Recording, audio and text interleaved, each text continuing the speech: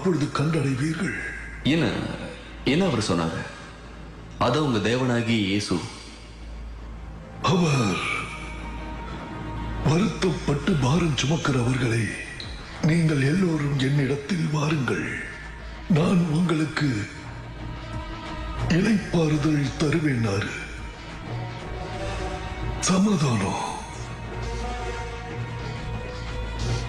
உனக்கு சமாதானம் வேணுமா? என்ன தப்பா புரிஞ்சுக்காதீங்க. என்னுடைய தேவர்கள் எனக்கு போதும்.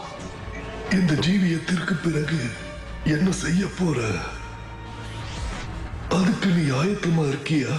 உங்களால நான் மாத்த முடியும்னு நினைக்கிறீங்களா? அதுவும் இந்த துன்பம் நிறைந்த வாழ்க்கையில வாழ்றது இல்ல, உன்னிடமிருந்து யாராலும் பறித்துக் கொள்ளவோ நாசமாக்கவோ இல்ல கெடுக்கவோ கூடாது. ஒரு நம்பிக்கையான வாழ்க்கை